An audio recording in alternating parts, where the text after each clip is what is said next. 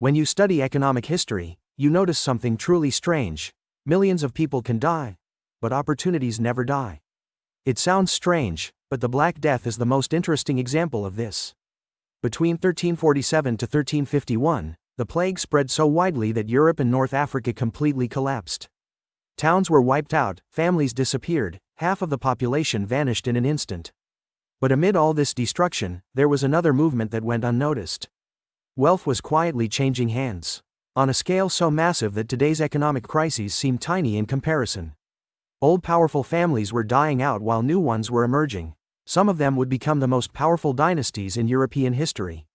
It's strange even to think about it. While tens of millions of people were dying, some families entered the richest periods of their entire history. But here's the truth. When a system collapses, some people always pick up opportunities from the rubble. And the Black Death did exactly that. It destroyed systems. The plague didn't just kill ordinary people. Nobles, heirs, landowners, bankers, everyone shared the same fate. Centuries-old noble bloodlines were cut off instantly. The space left behind created room for survivors to rise. Not because they were evil, but because the conditions of that world gave survivors unlimited room for ambition. Picture that time in your mind. Ships arriving in Genoa with dead sailors, churches where no bell could be rung, neighborhoods emptied overnight. The structure of Europe began collapsing at exactly such a moment. And where most documentaries end the story, the real story was just beginning. Because the plague's impact wasn't temporary, it was permanent.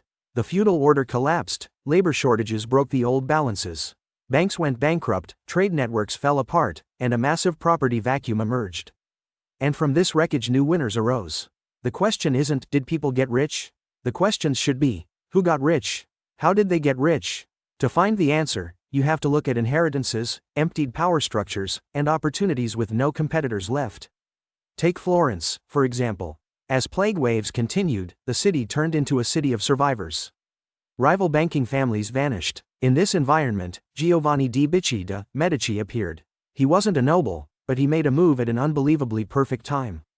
He founded the Medici Bank in 1397. If the rivals hadn't disappeared, it wouldn't have been possible for him to seize this opportunity. As the population decreased, political competition also weakened. The Medici family rose quickly both economically and politically. Without the plague, they might have just been a successful Florentine family.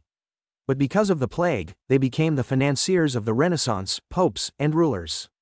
A similar story happened in other cities as well. In Milan, the Visconti family took over lands left without heirs and seized Milan within a single generation. In England, an entirely new class emerged, the gentry. Families like the Pastons, Stanleys, and Nevilles gained power by buying land that had been abandoned after the plague. These families later became central figures in English politics. In the Baltic, the Hanseatic League became the perfect example of turning crisis into opportunity. They made fortunes by selling essential goods like grain, salt, and timber at extreme prices during the shortages. While their competitors collapsed, they took over the markets. Another winner, the Church. The lands of those who died without heirs, donations, wills. The Church quietly became one of the biggest landowners in Europe. Second-tier banking families in Italy, like the Strozzi and Pozzi, rapidly rose after the disappearance of the major banking houses. But do you know who the most interesting winners were? Ordinary workers and peasants. When the population dropped by half, wages exploded. Serfs gained freedom and forced better conditions. England passed a law to freeze wages, but it didn't work. This period was a silent revolution for the working class. And this entire picture shows us something very clearly. Disasters don't destroy wealth, they simply shift it. This same pattern happened in the 2008 crisis and during COVID. The Black Death destroyed Europe, but it also rebuilt it. It laid the groundwork for the Renaissance, reshaped power dynamics, and rebuilt banking systems. Ironic but true. This catastrophe, which looked like the end of the world, actually laid the foundation for a new world. Movement came out of destruction. Opportunities emerged from loss. A new order rose out of chaos. And the lesson is very clear. Disasters don't affect everyone the same way. But they do create opportunities, and whoever recognizes those opportunities shapes the future.